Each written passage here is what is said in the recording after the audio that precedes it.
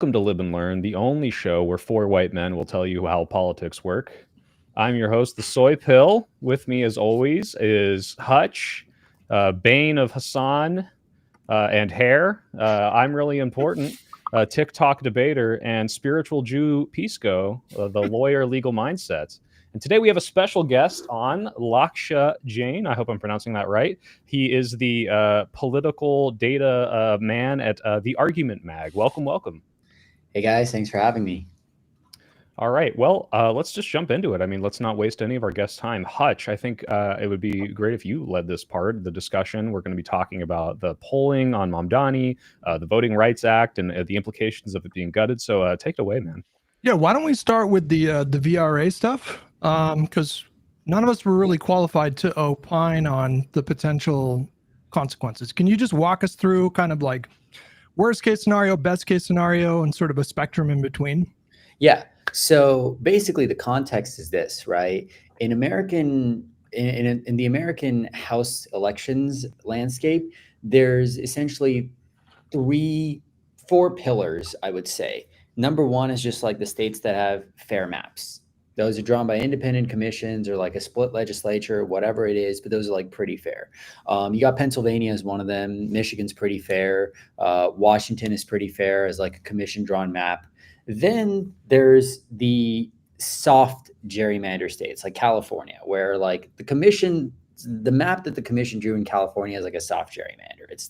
It's not really super nonpartisan when you have the Republican on the commission being a Berkeley Republican who donated to Elizabeth Warren.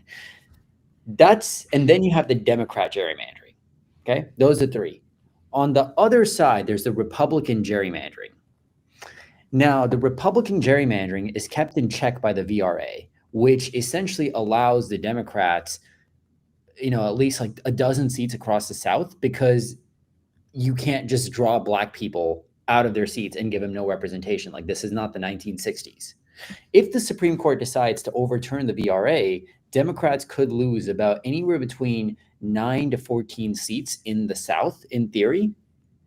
You're probably looking at realistically around 9 to 12. But yeah, and that essentially gives the Republicans a quote unquote leg up in the discourse, so to say, and in the maps. So they would end up gaining about, after all is said and done, probably about 6 or 7 seats once you think about can Democrats counter anywhere. And it nets out to being a Republican advantage. So that's the margin right now. I mean, that would be more than enough, right? The current margin is what, like 5, 6, 7 seats in the House? So this is hugely significant in terms of it's about as significant as any one of these efforts that's ongoing vis-a-vis gerrymandering is the legal effort. Yeah, exactly, right? Right now, the reason they're all fighting tooth and nail over this is because this is not the 2010s where the Republicans had a 50-seat majority. This is a place where literally the last 3 House elections were decided by a handful of seats. So 5 seats buys a lot. There's sometimes this notion from people, which is like, and I think it's true, I think you've talked about it before, that gerrymandering can backfire. And like, so if you win a large enough margin, now the gerrymander starts to have like a negative effect, and it starts to lead to like bad results for the party that tried to gerrymander. That's not the situation, right? We're not talking about that kind of stuff. No, we're not. Now, with that said, there is always practical limits to gerrymandering. People are not going to draw 38 R plus 14 seats in Texas, because at the end of the day, shifts never happen uniformly. Incumbents are not going to accept being drawn into like a mid-tier likely Republican seat when they're really used to being in an R plus 40 seat their entire life. So they're not going to draw it in a way that would endanger them so deeply. That's the thing. Democrats right now a lot of them are holding their hat out in the hope of, hey, well, if they draw, like an 8-0 Georgia or a 14-0 Georgia's just an R plus 2 state. Good luck with them drawing like a bunch of R plus 2 seats. We'll just flip them all. And it's like, that doesn't work. They're going to draw like a 10-4 or an 11-3. They're not going to draw this. Sorry, I might have missed what you said, but did you say that if the best case scenario for the Democrats just sort of gerrymander for as many seats as they can possibly get, you're saying that it would still net Republicans 5 to 7 seats? Is that what you said? Yeah, thereabouts. It would net about 5 to 6 seats if we're being realistic. Gotcha. And then in terms of like voter salience, because something just I've noticed in the polls, it just doesn't seem to motivate voters most of the time. I feel like, I mean, the issue of like the courts and sort of more technical things like gerrymandering.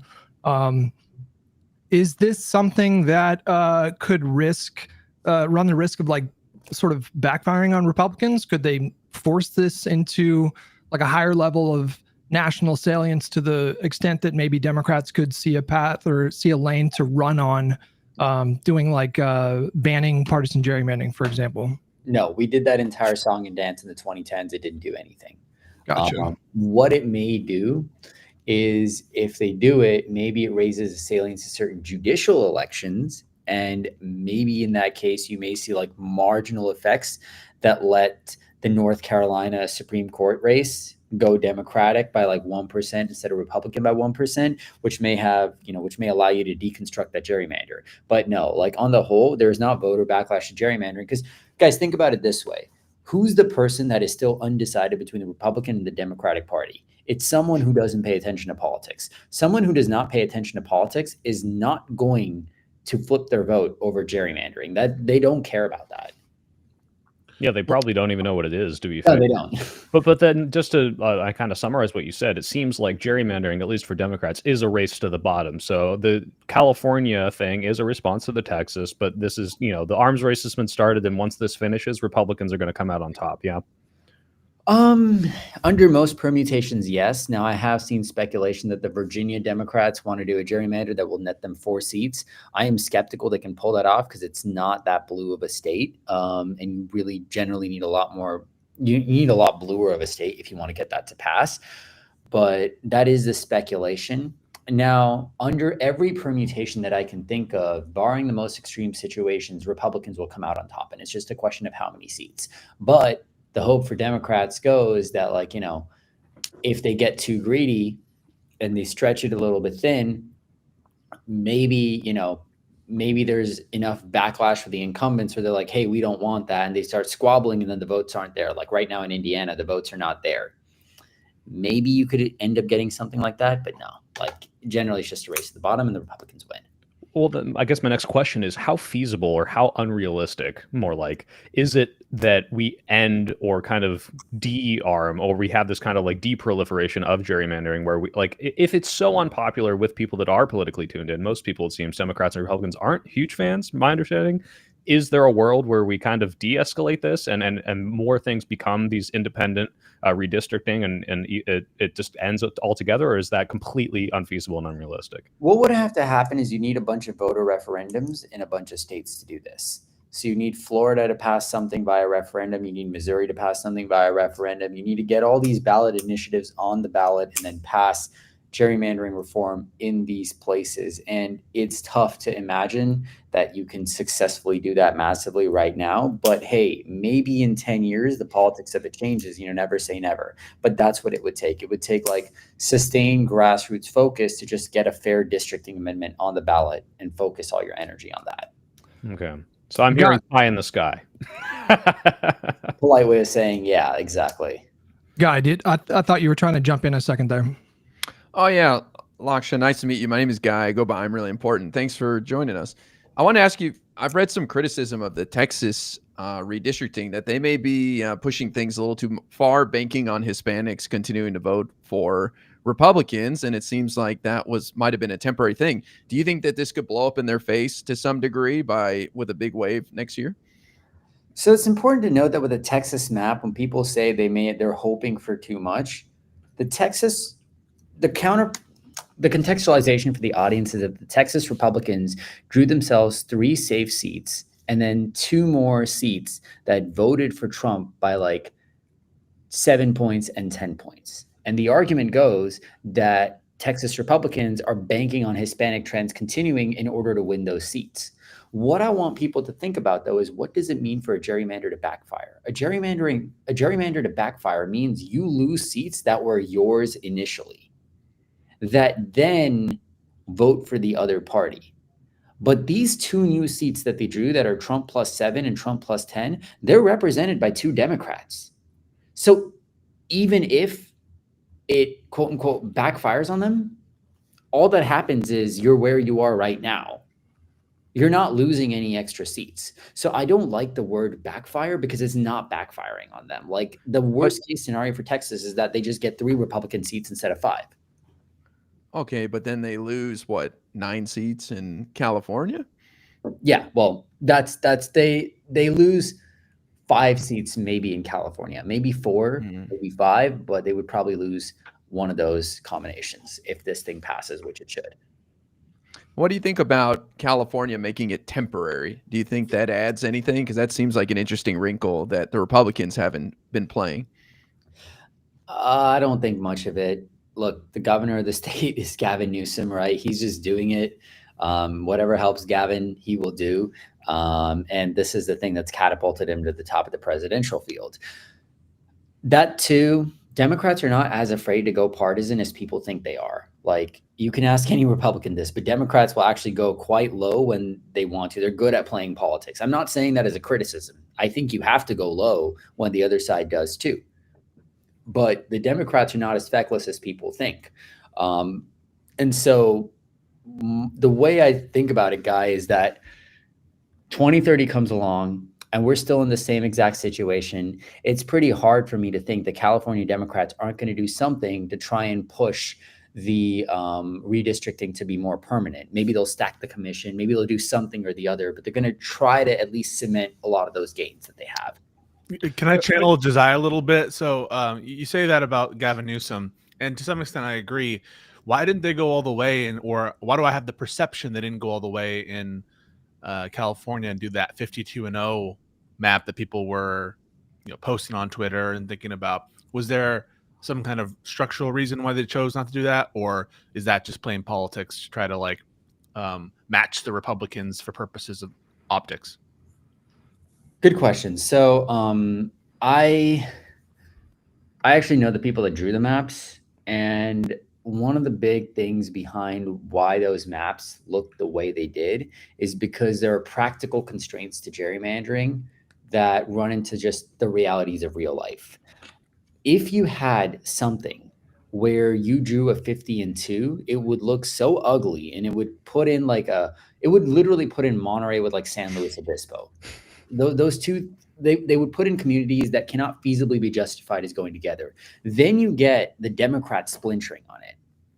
And it's a lot harder to justify doing something that gains you 9 seats when in reality, you're just saying, I'm trying to counter Texas. Spinning it as countering Texas by doing 4 or 5 seats allows you to then say, hey, look, we're just doing what the other guys are doing. But if you go 9 seats, it's a whole different story. And then it becomes much more politically hard to muster up the will, because it took a big effort to get all Democrats on board for this. And it would not be easy to convince them to go for a 50-2. So it's a political calculation, in other words, is what you're suggesting. Yeah. Yeah. So walk us through the potential map here, because I want to channel Josiah as well, because he was sounding very doomer last week, and he felt like this VRA being gutting brought us sort of inevitability about Dems not taking the House. I guess the people that he follows on Twitter were saying something like that. But I've seen different takes. I've seen takes, comparing the map if it was a D+4 versus a D+6, 8, and on and on. What are your sort of thoughts about the map? So I think the map in general looks fine for Dems for 26. The problem is 28 and onwards. For 26, though, the Democrats really just need to win the House. Even if the VRA goes, and let's say it's gone in time for this cycle, they would just need to win the House by about 5%. That's very doable. I, in fact, would say that's the median outcome.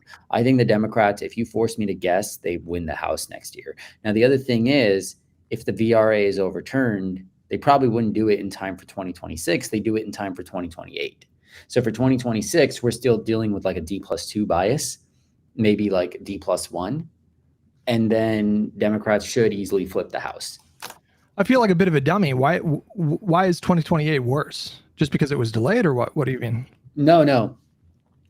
It's harder for Democrats to win a big victory in 28 than it is in 26. But look, if it's going to happen at some point, you want it to happen in 28. Presidential years are always harder to get big margins in. That's correct. But if you get it happening in 28, at least you have more incumbents. You know the state of play better. You're in the majority. You give Virginia more time. You give Washington more time. You may win a trifecta in Minnesota and counter there. Pushing off a bad thing is always good.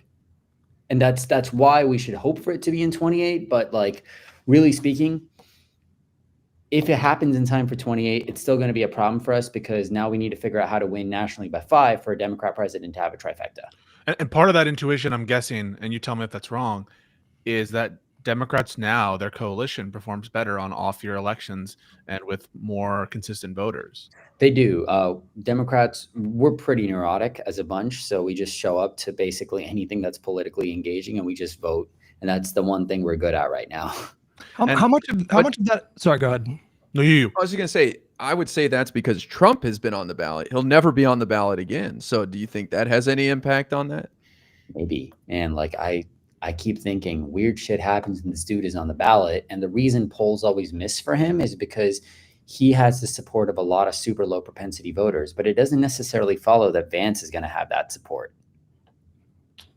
Or that he won't be on the ballot, guy, because I mean, I don't know if you've seen some of the reporting in the past 2 days, but they're kind of masking off. They're not like saying that we're joking anymore about the 2028 stuff, and they're promoting the merch more. But but he also got an MRI, so he might be dead. We'll see. Well, practically, it just doesn't happen. It doesn't work. Trump being on the ballot in 28 is not as bad for liberals as you might think. It's bad for the Constitution. That's the thing. But it is not as bad for liberals as you might think because the dude is going to be 82. You think he's incoherent now? He's notably declined since 2020. He's notably declined since 2016. By 2028, he's going to be 82. No one lives forever. No one ages immortally, right? So if he runs in 28, he's going to be just like this soup of a human being. And how is he going to do it? He can't be elected. The text is clear. So he'd have to run as a House of Representatives, dude. And also, if he does it, we just run Obama. I appreciate the attempt at a silver lining, but if he runs for a third term, I'm like fully blackpilled at that point because, what the guardrails are just completely gone at that point. If Trump runs again, we just run Obama. What do you mean as a House of Representatives thing? What do you mean by that? Like running to be speaker and then they all step down and he becomes president? Yeah, that would be the plan, right? Like people would say, we're going to resign immediately. And then Trump is going to get elected Speaker of the House because if the Republican ticket wins, they probably win the House. Trump gets elected Speaker of the House. The two resign for the presidency, vice presidency. Trump becomes the president. That's technically, I think, a legal way to do it, but like that's so roundabout. I don't think it would work.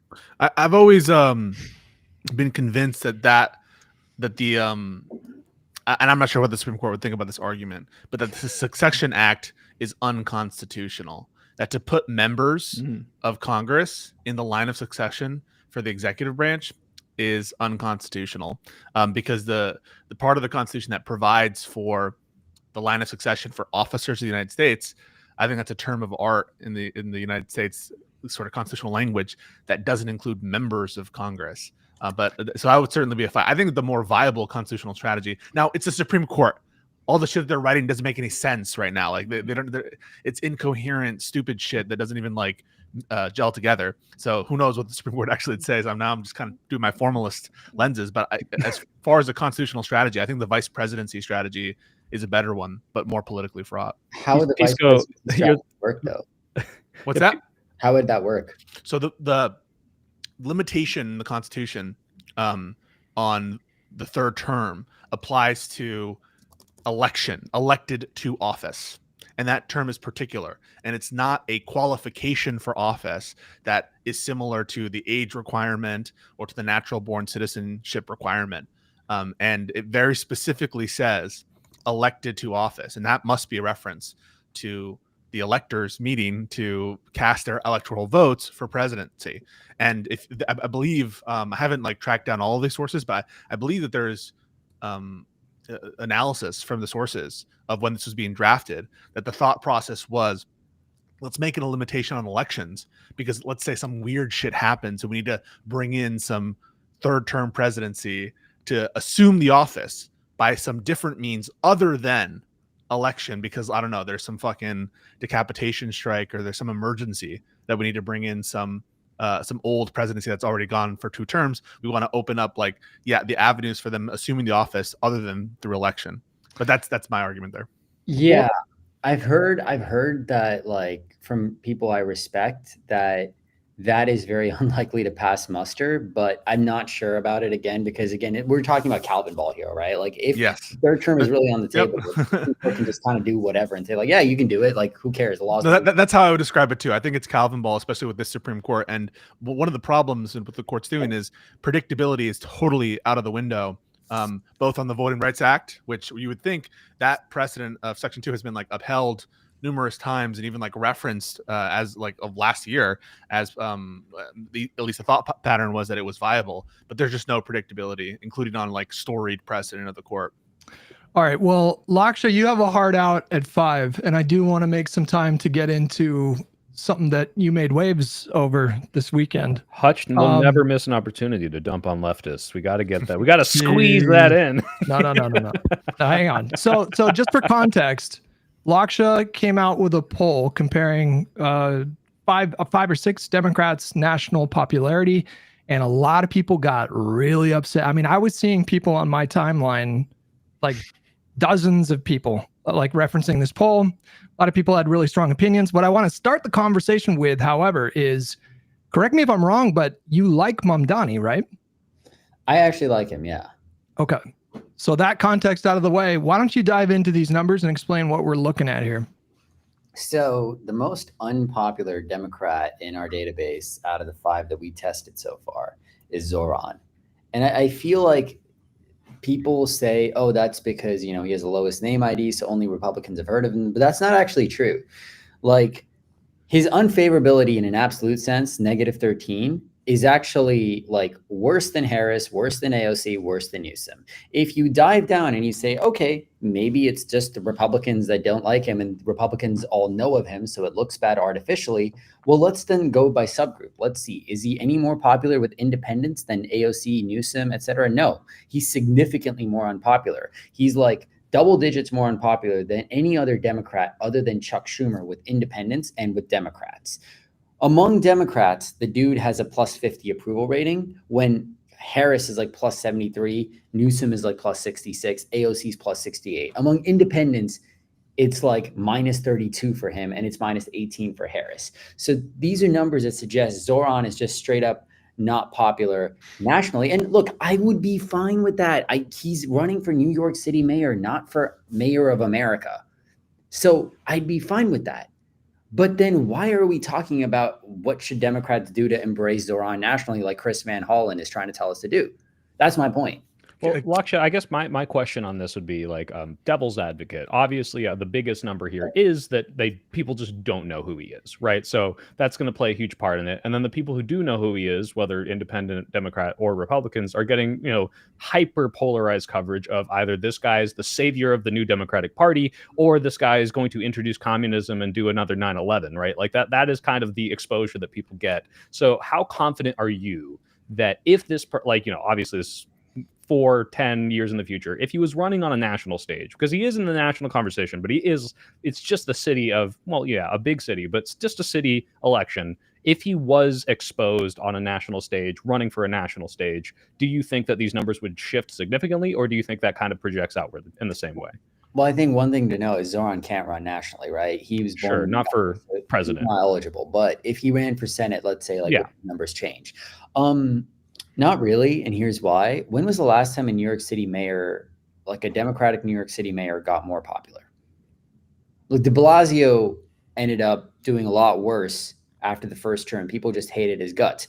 Eric Adams is Eric Adams. Most big city mayors in general have, especially like left-wing big city mayors, have seen their tenures just plagued by like infighting between departments because of police department wildcat strikes, and you get a whole bunch of people getting mad that you can't actually do as much as you said you would.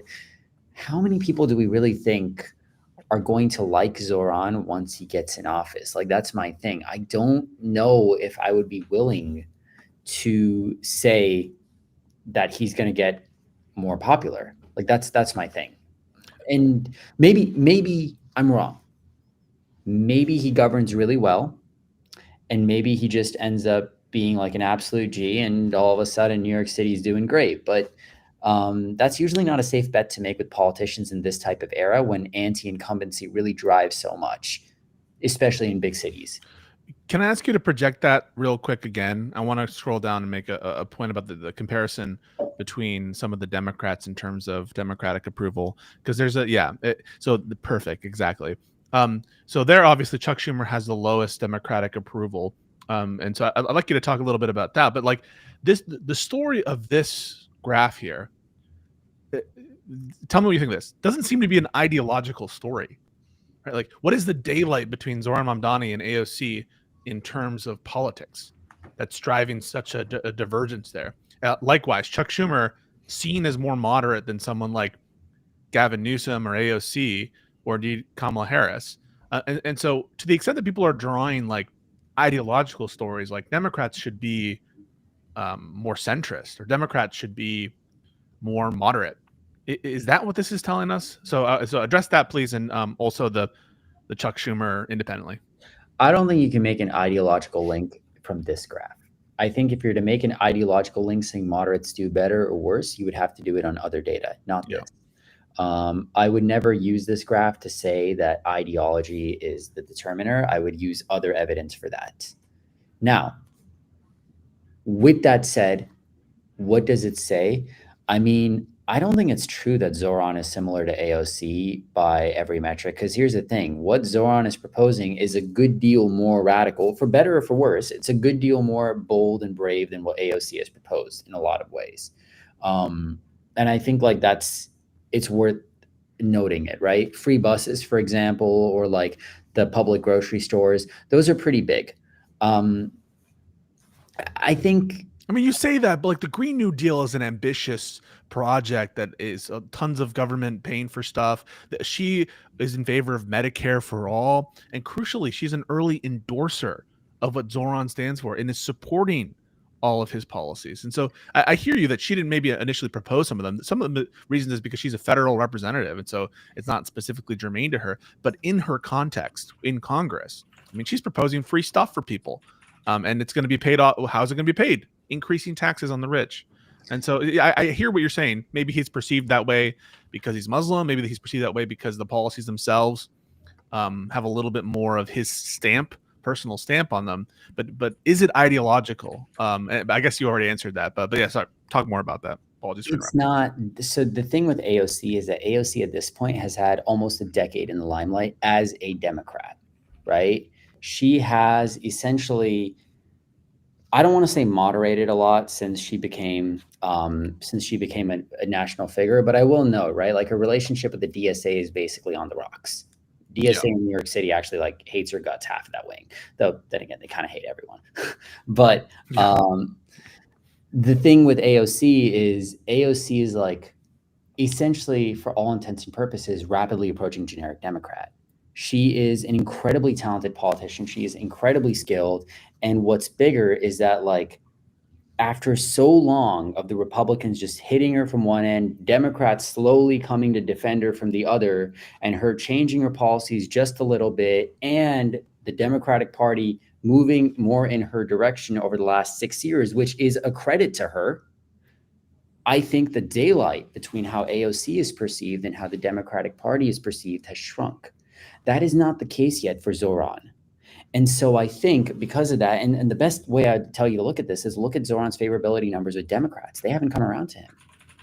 They're not in his camp. Independents are not in his camp.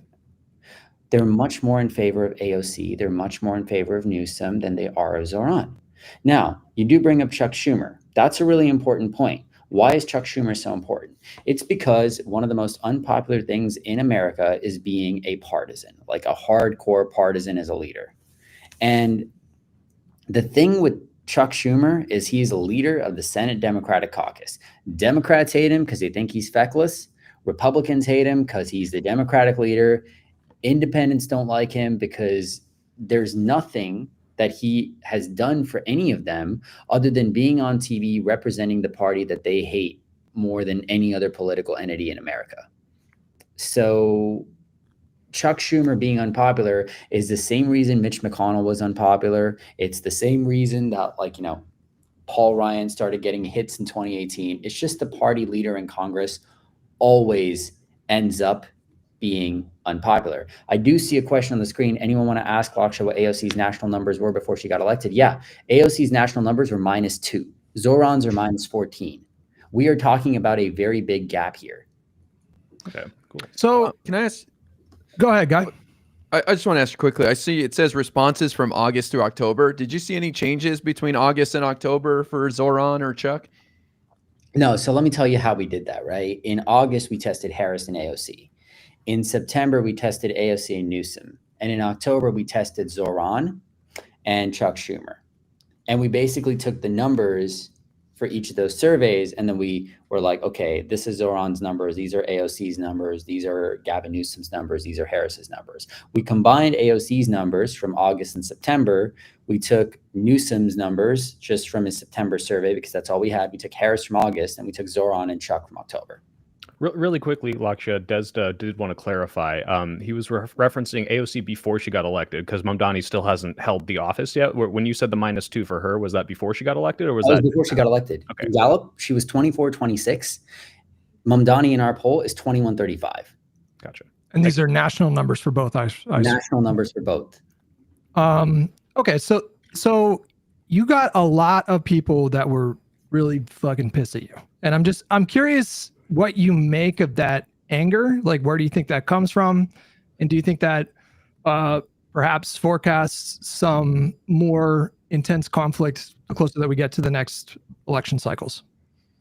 I think it's already happening. I think the fact that Graham Plattner still has so much support in the Democratic electorate, despite all of this, shows you that there is a big frothing mass of rage towards the Democratic leaders from the Democratic voters, because they believe that the Democratic Party has failed them. They think that after 8 years, was it worth getting thumped just so we ended up back here? You said you'd beat Trump. You said we'd get policy change. You said we would remake America. We gave you the power and none of that shit happened. So what are we doing here?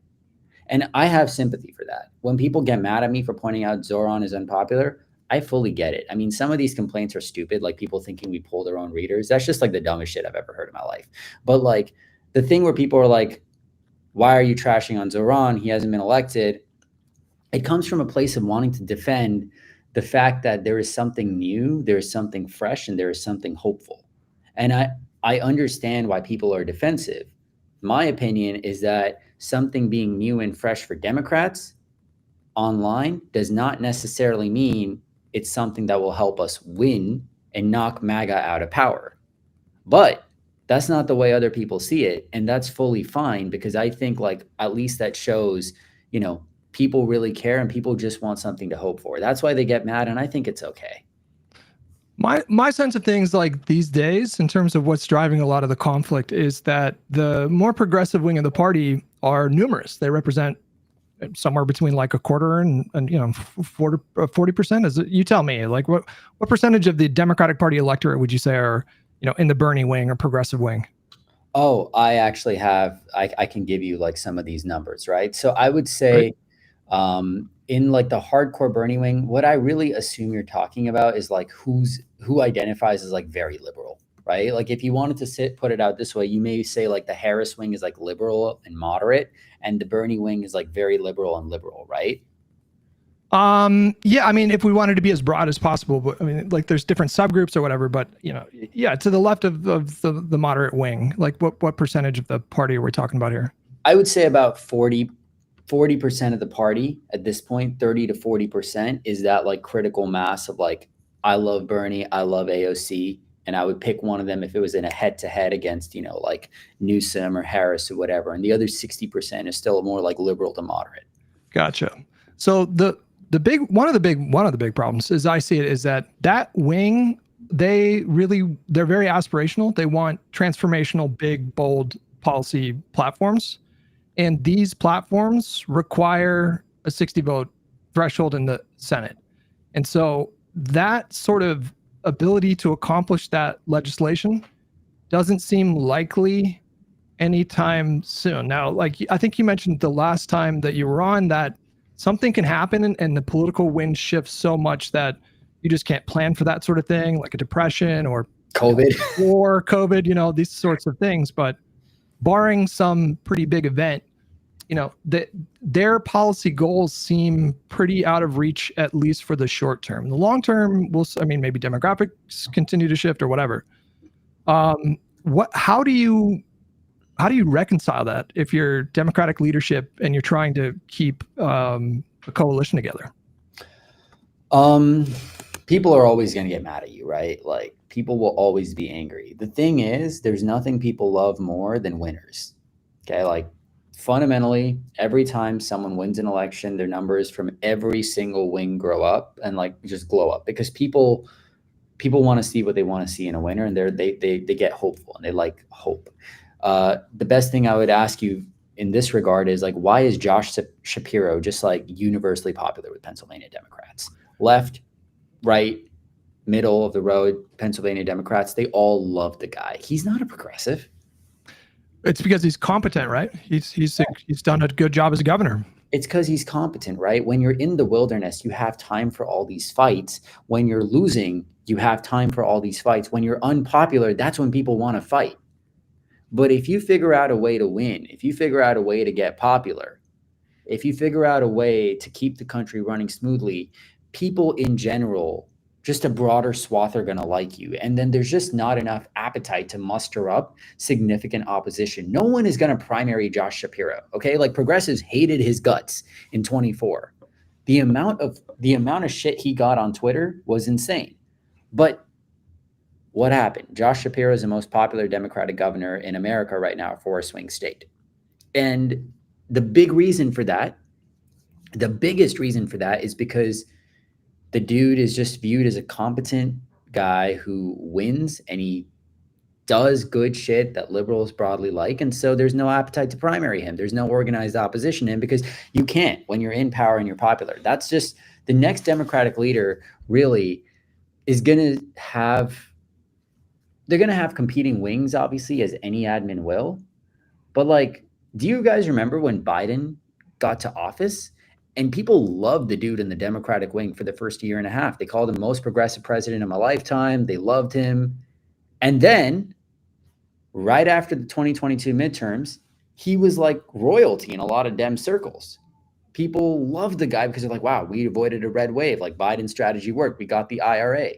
And then once Israel-Palestine happened, that split a rift in everything because of his handling. But even then, when did Biden's standing really become toxic among Democrats? It was the debate.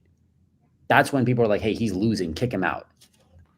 So I have a quick question then. So you're talking about Josh Shapiro's proven record, like people kind of, I don't want to say bandwagoning, but jumping in with a winner with that proven track record. The conversation that we always have, the Hutch Pisco debates about should we move more left, should we move more center, are one thing. If Mamdani or any of these more progressive people do end up winning and do end up establishing policies that work, and have an established, group like Shapiro does in Pennsylvania, like Mamdani would have then in New York. Do you see that shifting the conversation, regardless of what people should do now? That's going to change the voter-based demographics because of those proven results, if that does happen? I think in New York City, it totally could, right? Like, I think New York City, if Mamdani wins, governs responsibly, has a lot of success. People look at him and they're like, wow, New York City is booming under this dude. Like, yeah, it could change the calculus. His endorsement would become one of the most coveted things nationally. Y'all remember Rudy Giuliani in 2008, right? Like, there's no reason that Mamdani wouldn't enjoy a lot of support if people viewed New York as doing super well under him. I happen to be more skeptical that would happen, but I'm open to being proven wrong. But he's going to be somewhat limited in terms of being able to deliver on his full agenda. So I wonder if he's going to pivot to, positioning himself as like a foil to Donald Trump. And like, that's how he's going to, brand himself first and foremost. But, we'll see. But, I want to segue into a conversation about this idea of a left-wing Tea Party movement. Because I feel like this tension that I've been speaking to recently and it's emerged on the podcast from time to time, I feel like this runs the risk of reaching a boiling point that might even eclipse the sort of infighting and tension that we saw in 2016. Like, there's a lot, as you said, a lot of anger out there within the electorate, not even just with progressives. I mean, there's just a lot of rage right now. And yet you hear people like Kyle Kulinski, for example, speak about a left-wing Tea Party movement as though that would be a really good thing. You have concerns. Can you talk a little bit more about what that might look like and what are the potential pitfalls? Okay, so people want a left-wing Tea Party because the last time the right-wingers had one, they remade the party, they won 240 House seats, and then they ended up winning the presidency in 2016, right? That was the logic. There is a world in which a left-wing Tea Party could succeed and remake the party. I concede that. I'm not going to be dumb enough to say that nothing is possible in politics. But what also happened last time the right wing had a Tea Party? Okay, let's think about it. Well, when the right wing had a Tea Party, they lost 4 winnable Senate seats in 2010 because they nominated absolute complete morons on the basis of sticking it to the establishment. Therefore, they rejected qualified nominees in favor of people that had no business running for public office. As a result, Republicans did not win the Senate, and they were stuck out of power for 4 more years and could only take the Senate back in 2014, because in 2010 and 2012, they had people like Richard Murdoch, they had people like Todd Aiken, I Am Not a Witch, Christine O'Donnell, Sharon Angle. And these are not serious people. These are not serious candidates. And when I see the Democrats nominating, or not nominating, but like seriously considering people like Graham Plattner, who has a literal Nazi tattoo that he called My Totenkopf. It's a wolf tattoo now, just a quick fact check. Great, lovely. Hey, covered it up. Yeah. Well, real quick, Lakshya, on that, I saw the polling happen like the day after that reporting, and he was up, but I think that might have been without the information on the SS tattoo thing. And then we saw another poll, or I keep seeing it like make the rounds on the internet, that show him down to Mills, but I think the question was asked in potentially biased ways. So what's your overall take on the polling? What do you see happening with that? Is there this kind of Democratic progressive Tea Party base that's going to say, I don't give a crap what kind of tattoo he has, just vote for him? Or is that actually going to significantly shift the outcome? In that one in particular, I think Plattner's going to lose. That one in particular, I think he will lose. And the reason I think he will lose is because everyone is fleeing his campaign. They're all just out. He's lost the second campaign manager in a week. Yeah. I know the guy's like, oh, it's because I just found out I had a baby. Like, please, okay.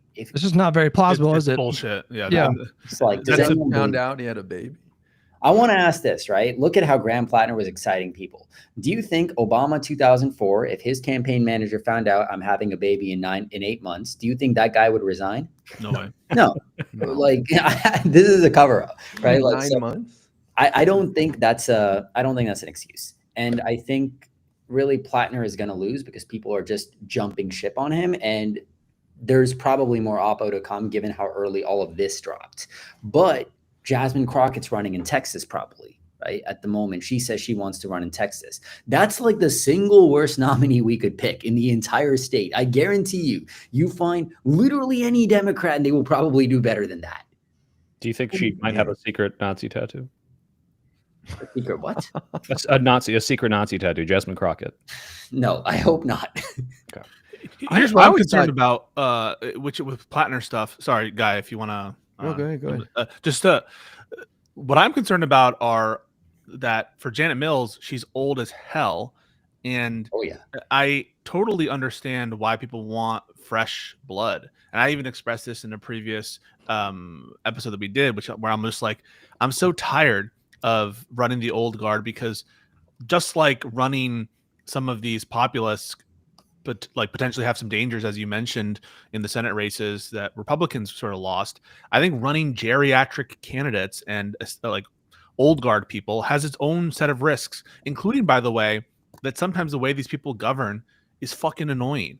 And so I'm frustrated. I know the people in Maine. I've lived in Maine for a time, and there are kind of particular people, and I understand that it's like hard from a top-down perspective to get in there and like select candidates and craft the perfect candidate.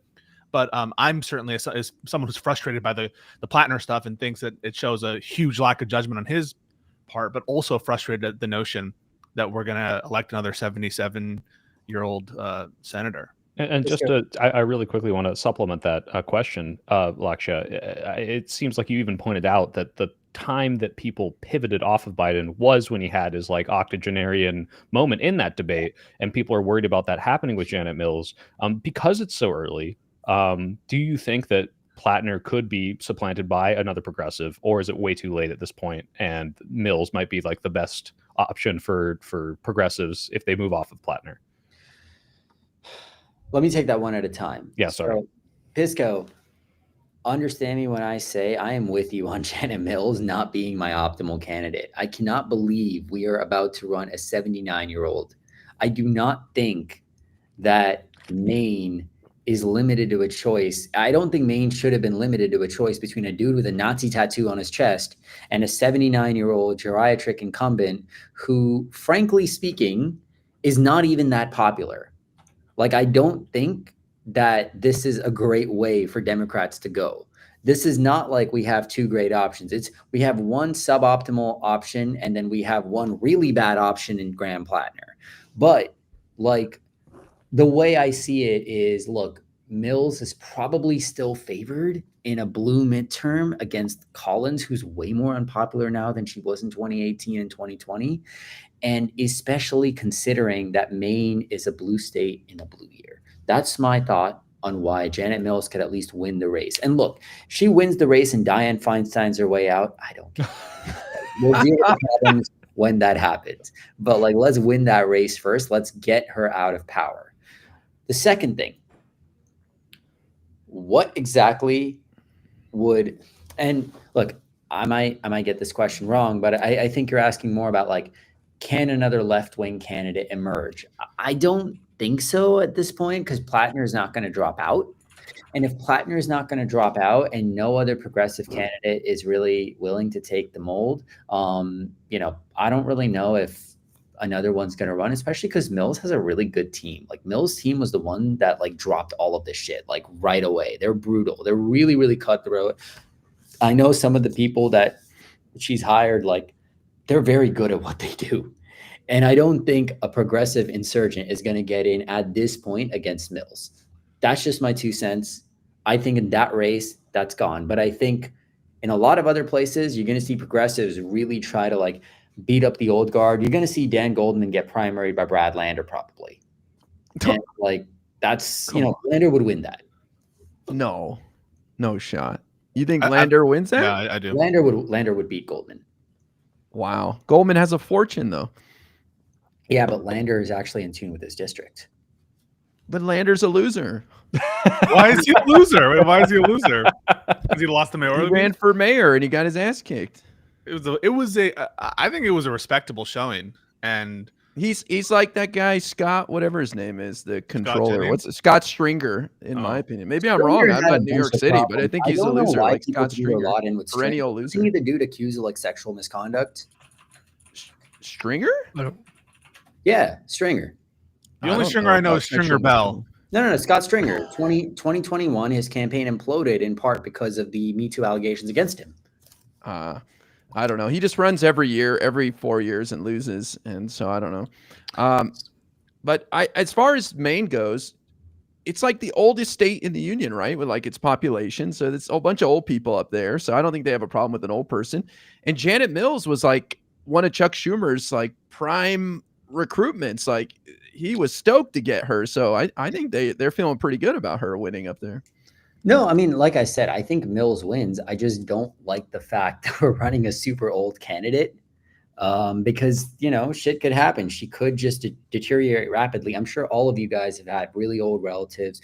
You've seen how they've declined. Look, like, I've seen people go from fully cogent, capable of running like literally thousands of people, corporations, and meetings to basically just shells of themselves within 8-9 months.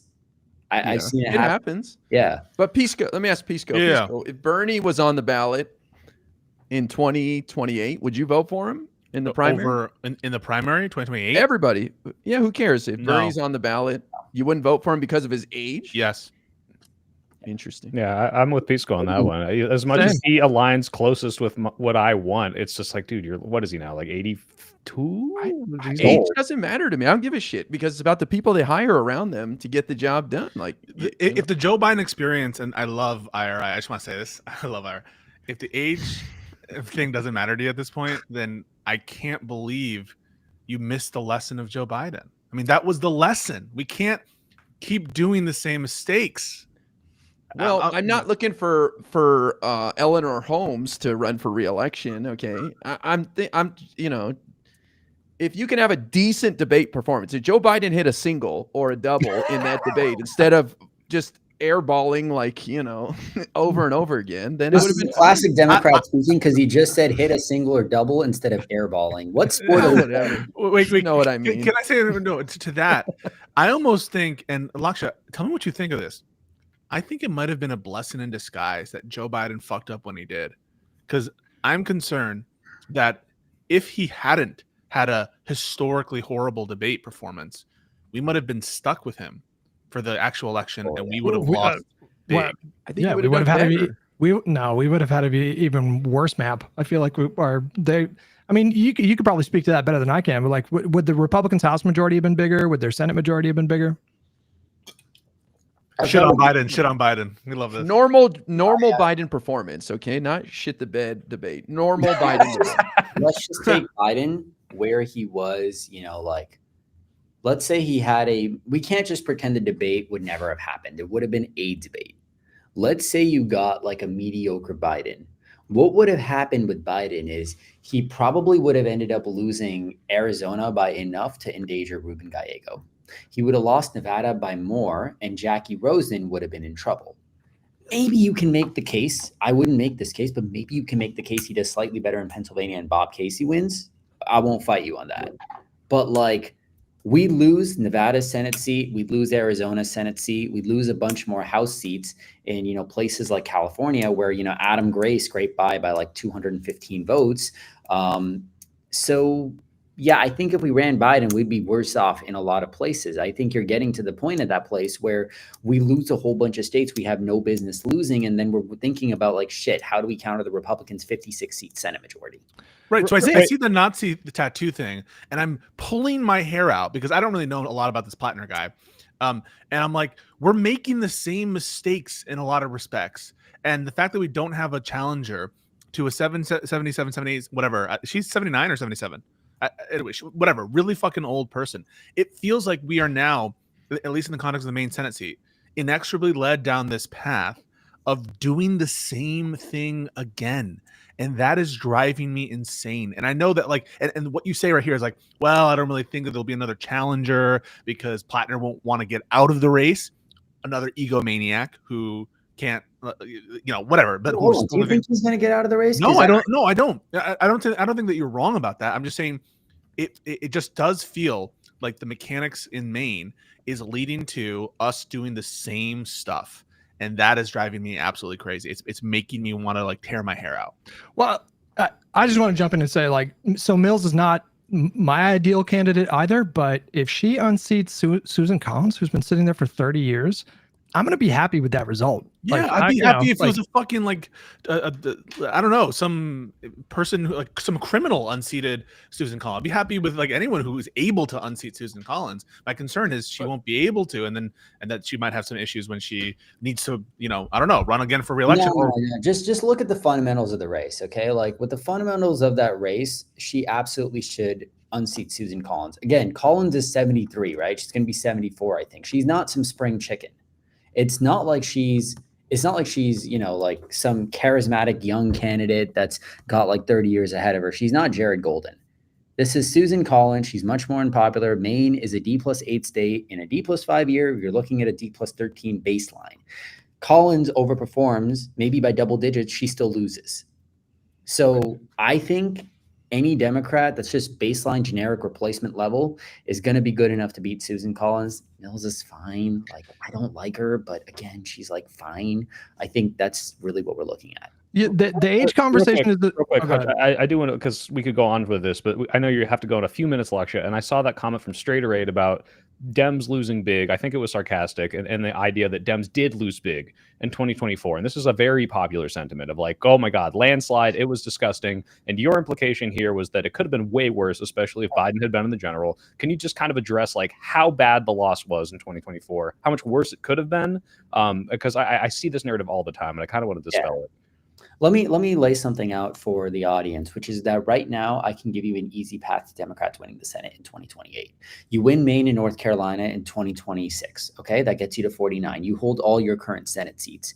That's not even a fantastic midterm. That's just a normal average midterm. You win those 2 Senate seats, you're at 49.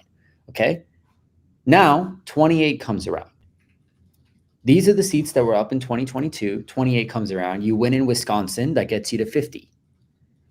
You get a Democrat winning the presidency, gets you to 51. Bang, right? Because the vice president acts as a tiebreaker.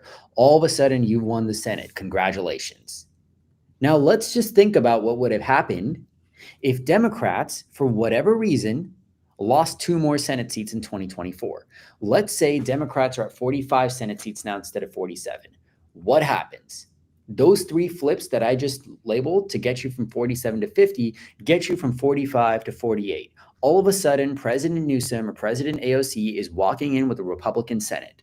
And there is no way to get past that barrier unless you can somehow flip a state like, maybe you flip North Carolina again and you get to 49. Congratulations. How are you going to get to 50? Flip R plus 10 Ohio? Right now, we have a clear path to 51 Senate seats in 2028. It's literally just flip Maine and North Carolina in 26, flip North Carolina and flip Wisconsin in 2028. That's all. That's how close we are. I know, but that's what's frustrating me, and why I want to take an even bigger step back. We bring up Ezra Klein a lot on this podcast. We're almost like the fucking React channel to Ezra Klein. But just like, let's take a big look at what the fuck we're doing here, and the bigger picture about why we're not competitive in rural states, why we're not competitive in every state.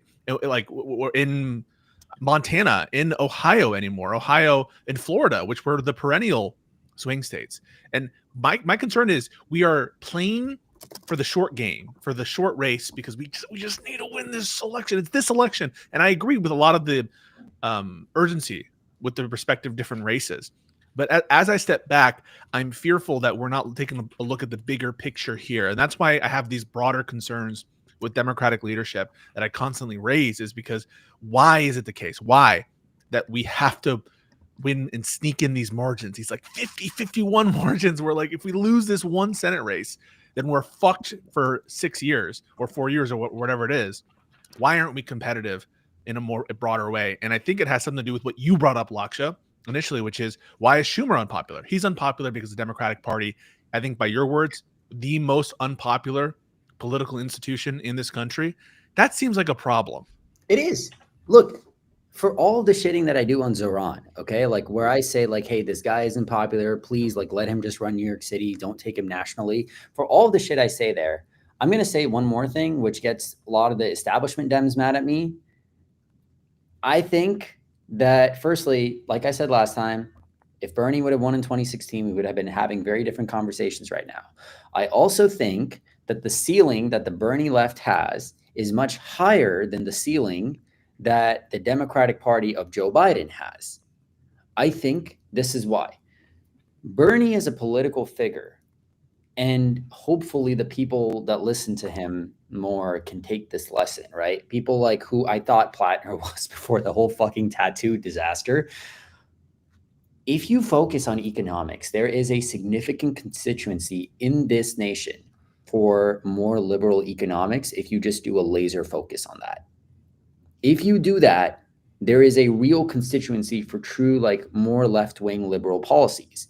The thing is, what Bernie realized and what the others didn't is that you have to moderate on certain aspects to get there. What did Bernie moderate on? Bernie moderated on guns and immigration.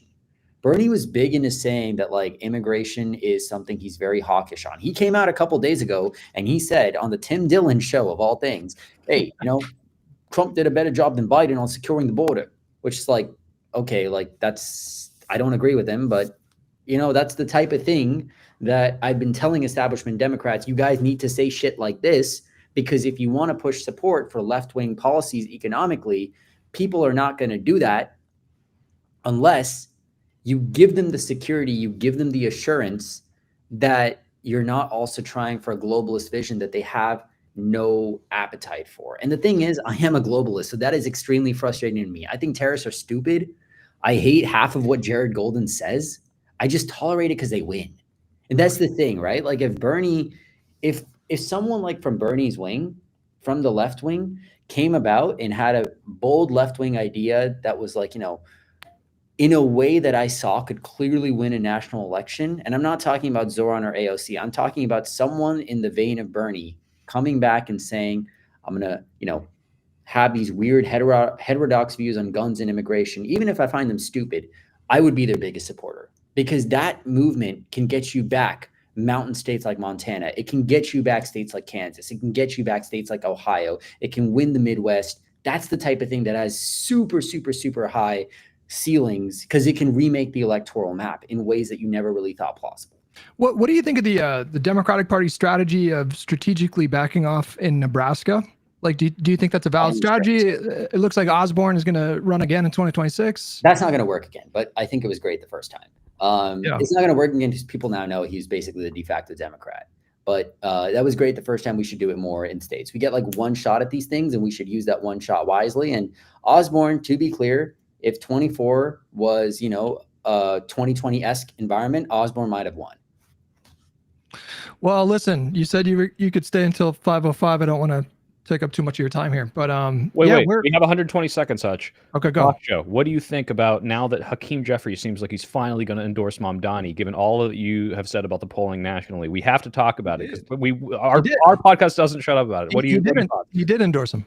Yeah. Like, what are your thoughts of him, his final, coming around to doing that? I was a bit surprised. I thought, given how unpopular Zoran was nationally, and I know Hakeem Jeffries knows about those numbers too, I was a bit surprised he did it. But I think it's good, because I don't want Andrew Cuomo being the next mayor. And if this helps solidify it, then great. It's also just good to show unity and, get everyone on board. So, hey, great. Yeah, big deal.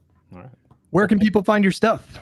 theargumentmag.com, and that's where we write a lot of our stuff. We just had a great piece today on immigration. We're going to have a lot more coming out soon. Yeah, and his links are in the description, Twitter, and the argument article you had on Mamdani. So thanks so much for coming on, Lakshya. This has been great. Guys. Thanks for your time. Thank you, man. So I think this segues pretty nicely into a larger conversation. Well, I don't know where you guys are at, but I feel like, did we talk about Plattner enough? What do you guys want to do? I have in the thumbnail we should talk about Snap at least once before, but we can talk about Plattner first because that's a good segue.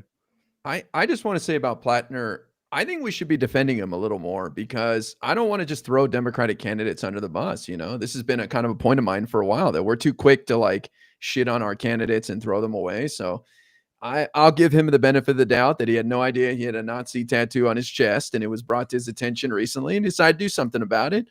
I mean, I say that kind of in sincerity. I'm kind of joking, but I mean, really, I think we have a problem. We're like, bye-bye, Plattner, get fucked. And it's like, well, how's that help us in any way? You know what I mean? Well, it's a Nazi tattoo. That's pretty, yeah, but he said he didn't know. So I'm just saying, I just feel like that alone, the fact that people are having the reaction of just being really defensive of him, I think potentially indicates like a really explosive kind of climate within the Democratic Party. Because, if this was like 4 years ago or 6 years ago, I mean, this just wouldn't even really be a conversation. But I think it's the context of this moment. I think the progressive wing of the party, the anti-establishment wing of the party, the populist wing of the party, they really got attached to this guy really fast because, he, similar to Mamdani, I think his ads were pretty brilliant. His messaging was pretty brilliant. And people wanted him to be like a sign of a larger takeover. And I think because they want that so much, and maybe that happens, I'm not even saying that doesn't happen, but I think because they want that to happen, they really need him to be that guy.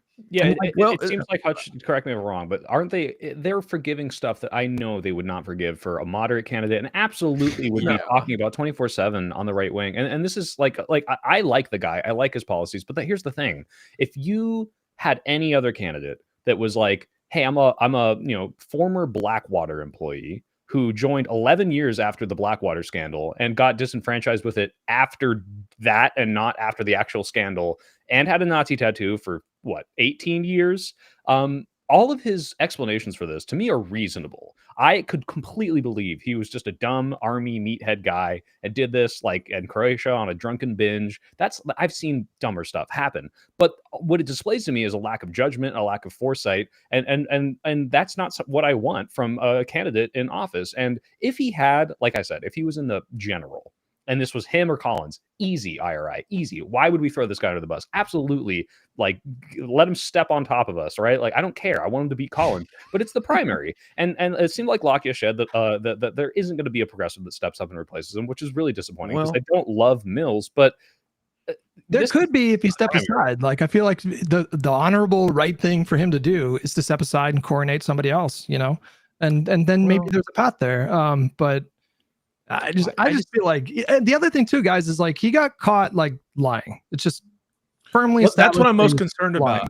I agree with everything basically Soypil said, and what I'm concerned about is the personnel stuff where he's losing personnel. That always to me is like, oh, big red flag. Yeah, and then second is right. There's red flags on the for the respect of the reporting that he knew about it before, and that concerns me because if he is lying on top of this mistake, right, which I can totally buy, and like I'd be the first one on the fucking. It's like, hey, yeah, he went to Croatia, and there's some jerk Nazi person who hates GIs or something, and just like put this Nazi tattoo on him, and that's like I buy that. I buy that story, but it's the reporting that it's a lie, and it's the personnel issue that makes me think there's a lack of judgment. And yeah, you're getting rat fucked by the establishment. Why are you putting yourself in a position where you can be rat fucked by the establishment? And that makes me like, fuck, like what's going on here?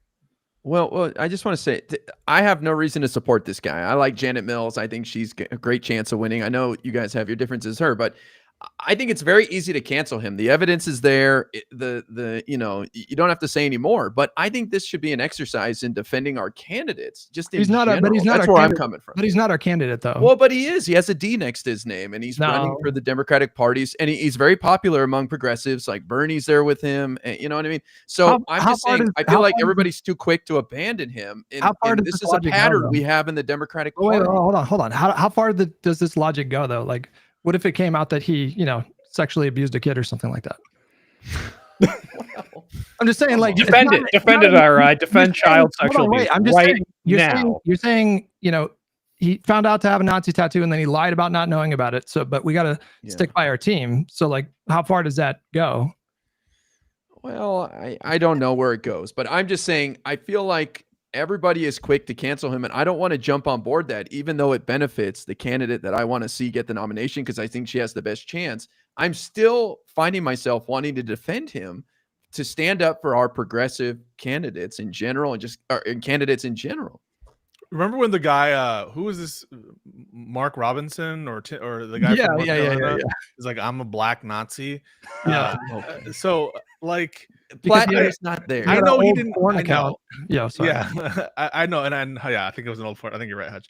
But like, I'm not saying that like there aren't good explanations that one can give for this stuff. I'm concerned about the reaction, and I'm concerned that it was like a revelation and that we were able to do it was able to happen this way. It kind of feels like there's a lack of judgment there. Now, if he becomes a nominee, I'm going to advocate that everyone vote for the nominee. That's kind of my whole bag, is like to vote for that person. Because I think whatever the threshold is of wouldn't vote for him because he did some kind of child, I don't know, grape or something. I don't think that we're there yet with the whole what's going on here. But I definitely think that people should be taking this into consideration when choosing who to vote for. And I don't think it's like off limits for Democrats to be talking about it. That's what I'm like, yeah, I guess if he becomes the candidate, we should defend him over Collins, that selection. I agree with that. But I also agree with Hutch, like this is the time when we ought to be talking about it. Yeah, and this is like a legitimate thing to talk about. Yes, but we on the Democratic Party side are quick to attack ourselves over and over again. So that's what I'm talking about. That general like pattern of let's attack ourselves more than even the right does and pile on. I'm like, well, maybe we should take a step back and like try to defend our people a little bit. Well, I am one to hate on purity testing. I agree with that. But I think the difference is there's the purity testing that we've seen in the last 10 years where it's like, Gavin Newsom has all this amazing legislation, and maybe he's not progressive enough, but he says one thing that trans people perceive as like super anti-trans, and that's I'll never vote for him. That's like purity testing that I think is harmful. I think you need to look at like the whole picture here. I think in a primary for a candidate that shows incredibly poor judgment, and to be clear, I don't think he's a secret Nazi. If you look at the texts and the Reddits and all this, he's like a Michael Brooks fan. He's like super anti-fascist. Like he's probably not. Like, didn't he call himself a communist? Yeah, he called himself a communist. It's much more the idea of the judgment, but that's not purity testing in the same way as the Gavin thing. That's like, this guy's really fucked up. If Econoboy gets canceled, then we need to cancel Graham Plattner for calling himself a communist. I think the fact that we're having the conversation, just going back to what I said, like I think it is an indication of just how much anger there is. Because if there wasn't this level of anger and animosity towards Democratic leadership, the establishment, whatever, then I don't know if we would be having this drawn out conversation. But I feel like the stakes are just so much higher because of that anger. And that's what I'm really worried about right now. Because like, because it just pissed me off the notion that it's like Chuck Schumer. I don't even know if this happened. All right, but in my head, it's like Chuck Schumer, these two geriatrics, and Janet Mills, like in a room, just being like, yes, and we shall. He definitely anointed her. That fucking pisses me off, and I'm just like, recruited her. You motherfuckers, let the people vote. Like on the one hand, that's my attitude. Then I'm just like, you motherfucker, Graham, you really gonna let them rat fuck you like this? You really put yourself in a position like that? And so I'm caught and torn in this context. What I do think though is that it's a legitimate thing for people to talk about, and it shows a lack of judgment. And I agree with IRI to the extent that he's saying Democrats have a general willingness to throw their candidates under the bus or whatever. But like, this seems like something that we should talk about. I don't know. Yeah. Well, it's easy to defend when it's easy to defend. These are the times when it's tough, and you gotta, it's not so easy. I was gonna say, did you guys see the Cenk had a debate with I forgot who? I did watch it. And Cenk, and I really hate this narrative that like the attacks on Plattner are like this oppo research. Like it is opposition research. If it's bad and the person wants him to lose, they're gonna release it. But like, I want to know. I don't care if the enemy. It's not like they're playing it up in a way that displays it any differently than the reality of the situation. And I don't like this narrative that we just dismiss legitimate criticisms of a candidate just because maybe it was drawn up by the opposition party. Like, what are your thoughts on that? That debate was fucking ridiculous because Cenk is. I think it was Mehdi moderating a debate. Yeah. And I think the person that he was debating, I think like worked for Hillary Clinton or something, like definitely like an establishment liberal type. And this person was defending Janet Mills, and he asked Cenk, "What can you tell me about Mills' track record in Maine?" And Cenk said he had no idea, which is just fucking ridiculous. Like that I think is a sign of like how poisoned the discourse has become, is because like the narrative of that anti-establishment thing just sort of trumps any, like you really didn't think to like research Janet Mills at all before you entered into a debate about her. I don't know if that's a critique of like that movement, but Cenk is a bit of a dummy. Yeah, it showed the kind of like populist brain rot of like, I'm anti-establishment. It's like, okay, well, what don't you like about Janet Mills? And like, I looked through her record. I'm like, oh, I wish she was like a little more progressive on like XY, thing. But like, I like that she's pro-environment, whatever. But like, he didn't even do that. Like, he knows nothing about it. He didn't know how popular she was in her previous races. And just to clear it up, it's Kaivan Shroff was the one he was debating. Who was the other guy. Kevin, you mean? Is it Kevin? Kaivan? Is that pronounced Kevin? Oh, I don't know. Yeah. All right. I mean, she basically told Trump to fuck off at the White House to his face when it came to trans women in sports. So I mean, like that doesn't count at all, I guess, for that wing of the party. No, her track record. When I looked at her track record, it was like on the spectrum in between moderate and progressive. Like she definitely wasn't full centrist. She had some progressive bona fides. But I get people's concerns about age in the post-Biden era. It's just a different kind of landscape right now. That state is old as fuck. I think it's like the oldest state, like in the union, like a bunch of old fucks out there, man. They want an old fuck to represent them, so let them have an old fuck. So let's have like a second, like in a duel, right? So like when Dianne Feinstein just collapses on the Senate floor, I want an immediate but Janet Mills is nowhere on near retainer there to vote in the next hour if they hold a vote, because that's what they can't die and miss votes. It's ridiculous. Well, speaking of she's votes, nowhere near that. Speaking of votes, let's get to the snap stuff, because this is pretty fucking interesting. Wait. Can I just say one thing? This is who. Go ahead. This is who IRI is going to defend as the candidate for the next main election. I put it in the chat. Is this about the pardon? Go ahead. Yeah, What put is it it? up there. Is this about the pardon? Well, and I have Oh, to God. prove I'm not a robot. I have to prove I'm not a robot. All right, now Okay. This is IRI's ideal main candidate. Dude, she's not okay. Have you seen Eleanor Holmes? Eleanor Holmes said she's running for re-election. She's the delegate from DC. She has dementia. Okay, Janet Mills is nowhere near that. She's totally coherent. She's fine. I remember when Why are they you first hating on her? invented the Democratic Party. I hated it. So she had Moses in her yearbook. Leave her alone, dude. Okay. All right. Sorry, we were talking about Snap. So the USDA, I guess they're declining to use emergency funds to fund SNAP, which is our food stamp program that we do in the United States.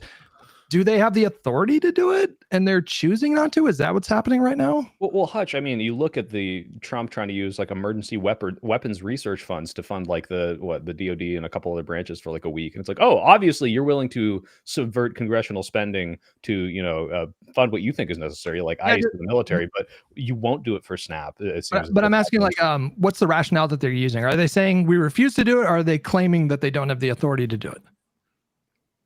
I guess nobody knows, but What is either either which. Yeah. So the USDA, I guess it was that they announced that they're not going to use emergency funds to fund SNAP starting next week. And I'm asking if they're saying tough shit, we're not going to do it. And they're trying to use it as leverage because that feels pretty fucking ridiculous when you consider that, it's disproportionately red districts and states that benefit from Medicaid.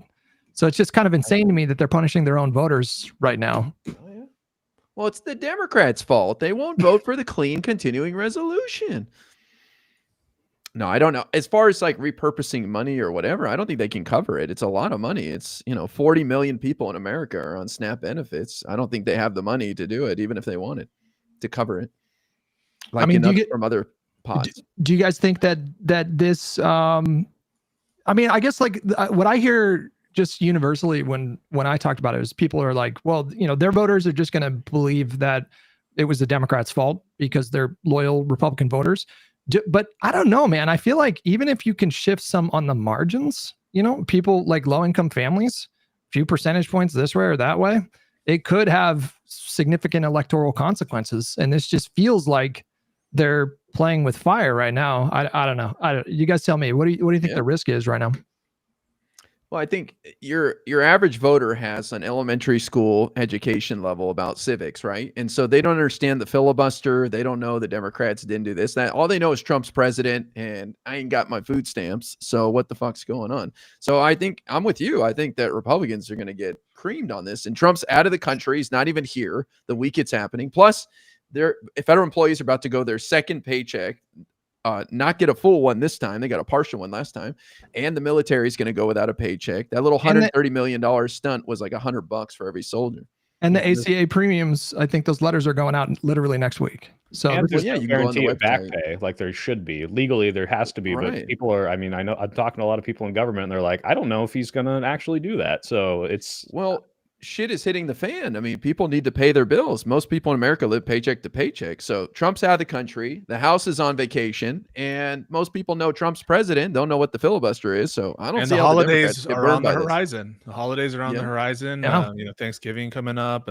So this is all very bad. I mean, the country's suffering. It's going to continue to suffer. And I think the Democrats need to be poised in this moment to take advantage of it.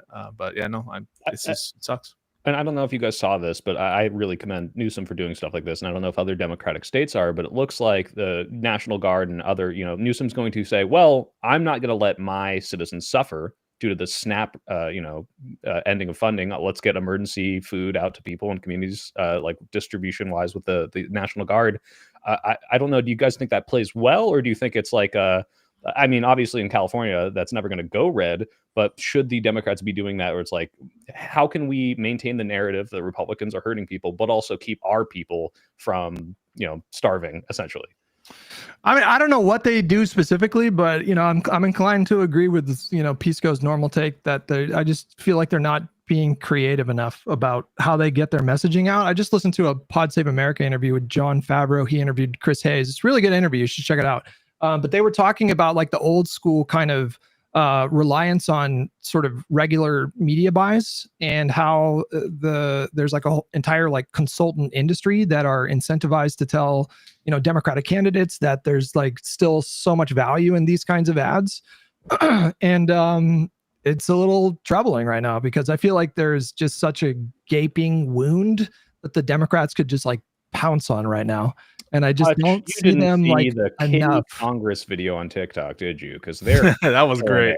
The they're what? killing it. What did they do? The Kitties Explain government shutdown video. That was fine. I literally That was fine. amazing. That was actually fine. I have no problem with that. And but they should keep doing it. They should do Kitties Explain SNAP, Kitties Explain Medicare increase in premiums. I think that's the gap is getting filled right there.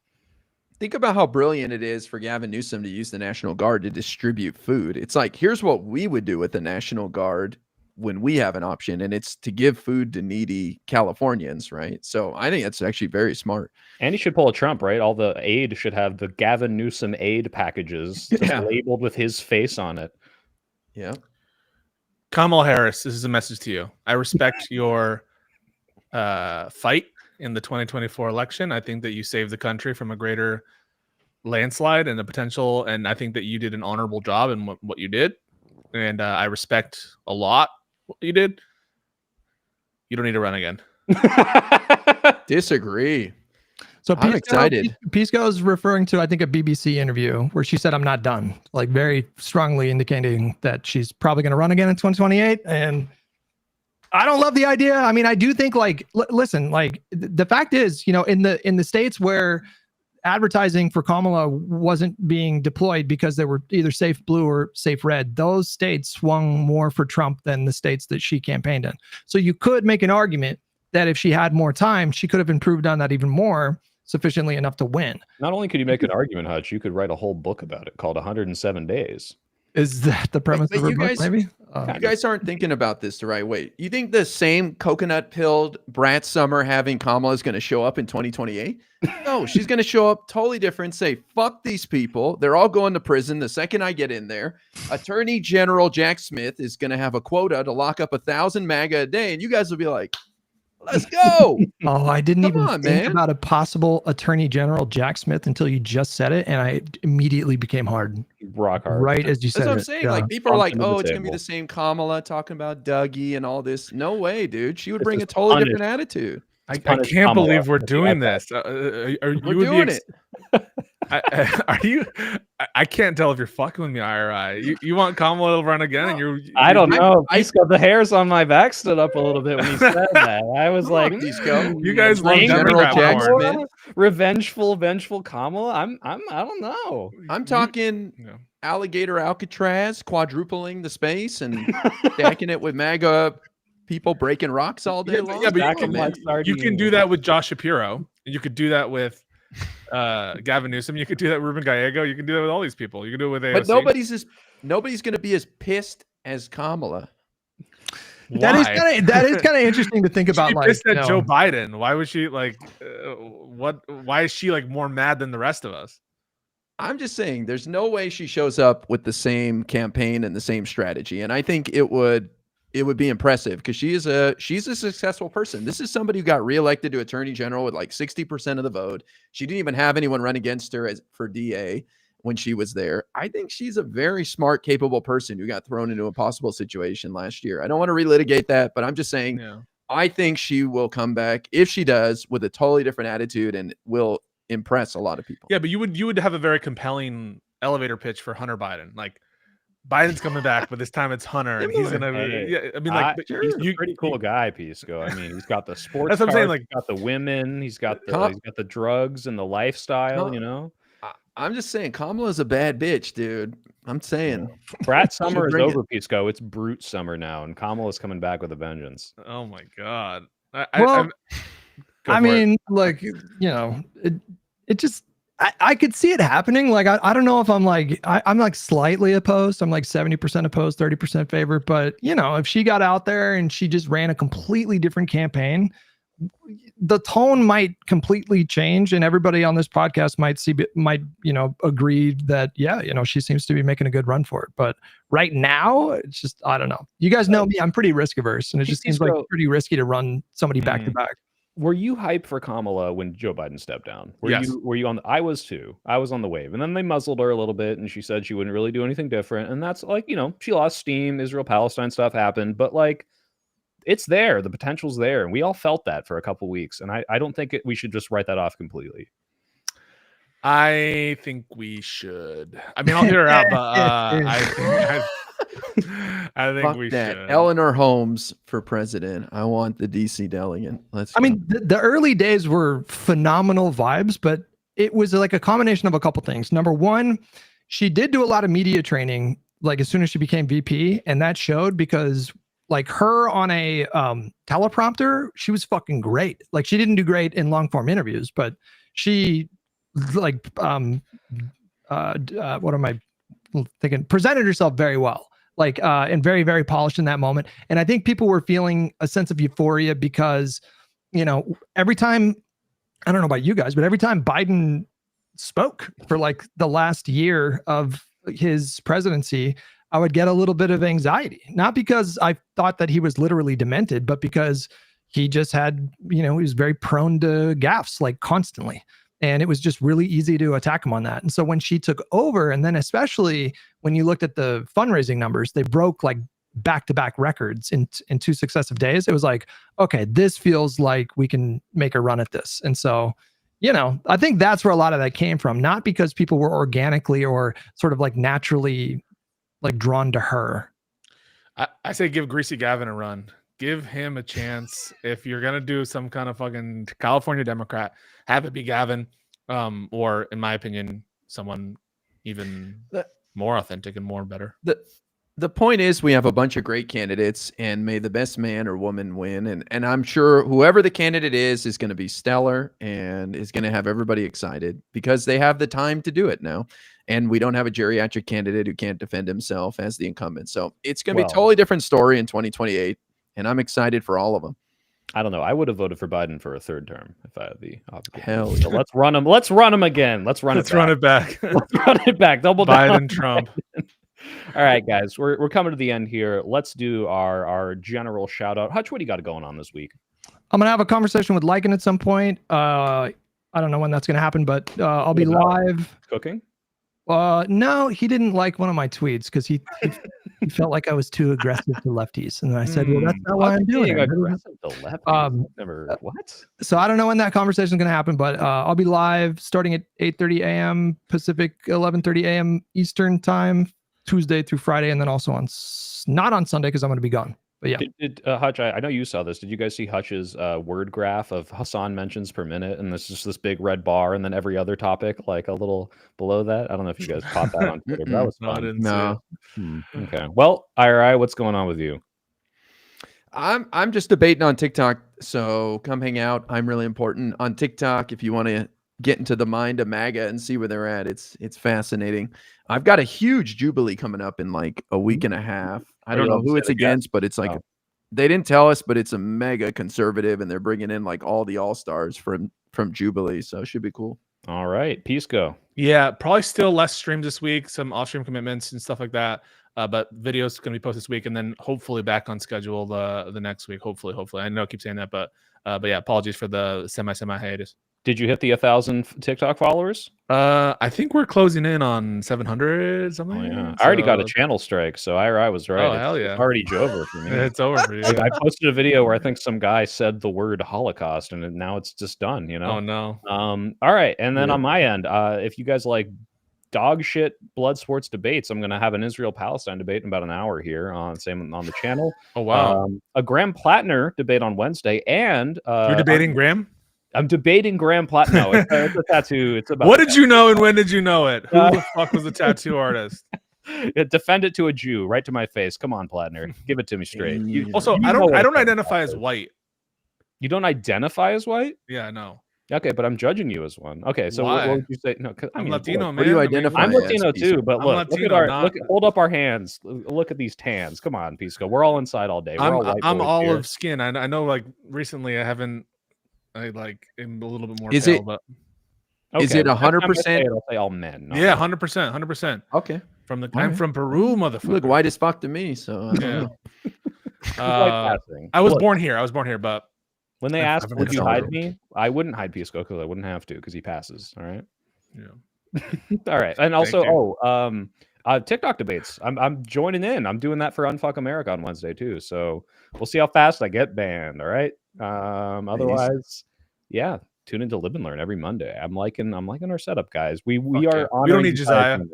We never need Fuck that dude. That all he did dude was drag us down. talk You're about better. Rise of Skywalker and shit. That's so stupid. You're just better. You're just better than Josiah. I will say this moving forward. Now that I have controls, I have a timer. And when Hutch and Pisco get in shouting matches, I'm gonna remove IRI and myself. It's I was just gonna on my be head best to head. behavior. I was on my best behavior this Yeah, week. today nothing happened, but I'm just saying moving forward, I have a timer, and as soon as that timer's up, bam, cutting it off. I like Hutch. Yeah. Hutch is my boy. I don't I know didn't say you guys hated each other. I'm just saying when you get at it, you get at it, and we can't let it go on too long. It's gonna be the No, Hutch it's smart. Pisco Rumble. I'll make a banner for it that'll appear every time you start rumbling. We need to do like one-off Do it. podcast, just That's him funny. and me sparring. Yeah. 100%. It'll help people because I know people watch the VOD and they'll skip right to that part, so then they'll be able to tell when the fight They'll is. You know know. what I mean? Awesome. Well, I see all the Hutch thumbnails, and it's just Pisco red face, Hutch red face. Like, Live and Learn breaks down. Oh wait! Last little drama morsel. Kyle Kalinske hates you. He doesn't hate me, but I don't know. He might hate me, but like he was asked a question on a podcast that he does, and he explained that the reason why he didn't want to talk to me anymore was because our editor put him in a thumbnail. Hey, you can't just throw him under the bus the whole time. But You're canceled now too, bro. It was like slightly clickbaity, but not really. Which, can we show it? I was a What little. is it? It was like something like I don't know. The title in the thumbnail was saying lefties that equate Republicans and Democrats are doing bad things. I just some concise form of that or whatever. I'll check in with him because maybe the thumbnail was really bad. Is it this one right here? No. He's a useful idiot. What about What the fuck? Oh No. what about this one, Hutch? Is it the No, one keep where going, he broke keep your going, heart and keep he said he's really bad? Keep going. No. Is it I don't know where. I don't know where it is. Fuck. He's just wrong. No, it was a Holy thumbnail with like him and Jain. Unhinged. It was like him and Jank and Crystal and like a couple other people, and it was like This is you know. bad. He's a useful idiot. He's wrong.